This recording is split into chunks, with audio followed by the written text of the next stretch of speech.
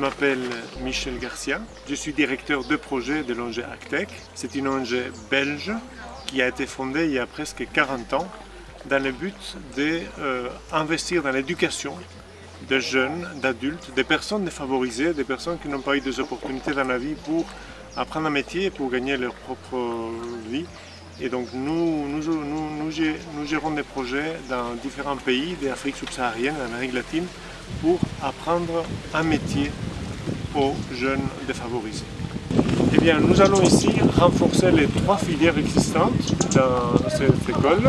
La filière de maçonnerie, la filière des arts culinaires et la filière de coupe et couture. Et ce renforcement se fait à travers du matériel nouveau, du matériel diversifié, moderne, mais aussi à travers la formation des enseignants. Ça, c'est un volet de renforcement des filières existantes. Nous allons aussi créer 6 modules complémentaires de formation qui pourront se donner pendant les vacances scolaires. Ce sont des modules de 2 mois qui pourront être suivis par les jeunes qui sont ici et par d'autres jeunes ici de la région.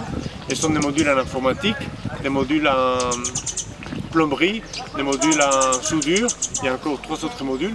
Donc ce sont des modules qui ajoutent des compétences à ces jeunes, donc facilitent leur insertion sur le marché du travail. Mais nous allons aussi renforcer les bureaux d'emploi pour qu'ils puissent trouver de meilleurs stages, pour qu'ils puissent ouvrir plus de portes à ces jeunes. Et puis on aimerait que toute l'institution acquiert cet esprit entrepreneurial. Entrepreneurial, non dans le sens économique, mais dans le sens plus large.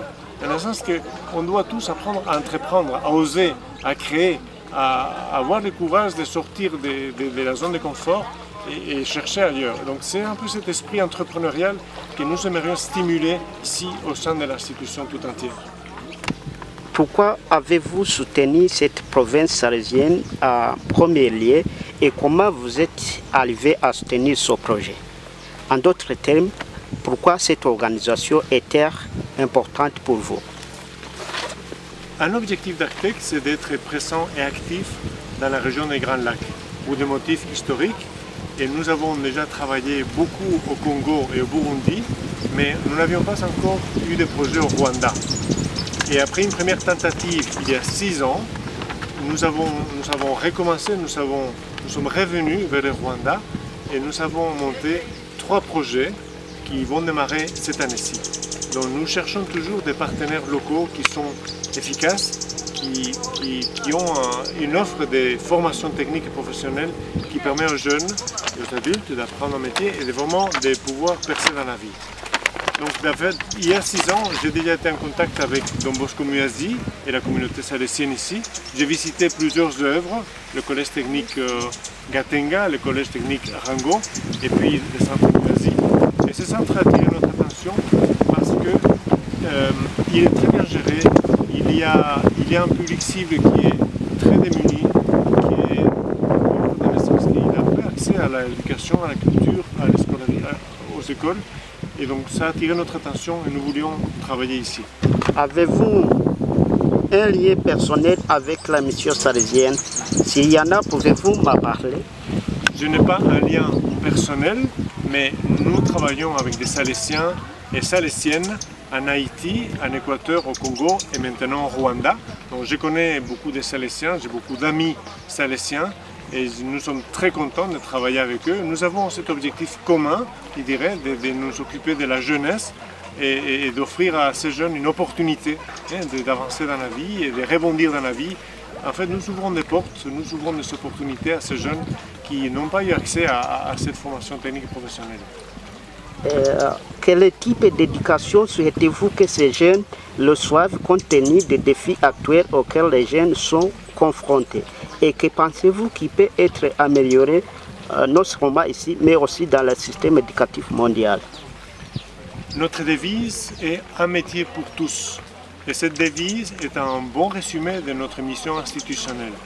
Et nous pensons que lorsqu'on apprend correctement un métier, lorsqu'on a de véritables compétences professionnelles, lorsque ces compétences professionnelles sont accompagnées de compétences relationnelles, compétences de soft skills, de compétences douces, eh bien, nous avons là une personne qui est capable de percer dans la vie, de trouver un emploi, de trouver un dynamisme propre pour créer son propre emploi. Donc je dirais que pour l'économie du futur, il faut faut des personnes qui soient capables de se projeter, qui soient capables de regarder la réalité avec un esprit critique et qui soient capables d'inventer son propre avenir professionnel. Et donc c'est ce que nous essayons avec la formation. C'est pas seulement de transmettre des compétences professionnelles et techniques, mais aussi ces autres compétences douces, compétences relationnelles, compétences à l'entrepreneuriat, qui vont permettre aux jeunes aussi, dans une situation difficile, de pouvoir créer son propre emploi, de pouvoir rebondir. Qu'est-ce que vous aimez le plus dans cette école salésienne? Je dirais que c'est le dévouement. Le dévouement sincère, l'amour pour les jeunes que Saint Jean Bosco avait, qui a donné sa vie pour les jeunes jusqu'au dernier souffle et qui aimait les jeunes. Donc l'essentiel, c'est cet amour qu'on a pour les jeunes, cette confiance, et c'est ça qui change les jeunes, parce qu'il faut changer ces personnes qui sont parfois blessées, qui sont parfois comme pauvres d'esprit, et il faut réussir à leur rendre cette confiance, cette dignité que parfois ils sont perdus à cause du contexte dans lequel ils vivent. Et donc c'est ça qui m'attire le plus dans la mission salésienne et chez les Salésiens.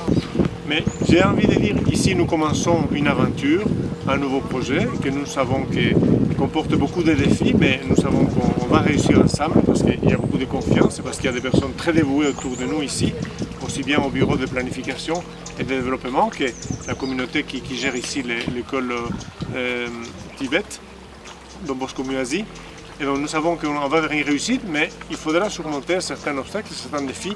Et ma plus grande joie ici et dans beaucoup d'autres projets, c'est lorsque je vois que grâce à une intervention d'Actec, l'institution est transformée et permet de faire un saut qualitatif.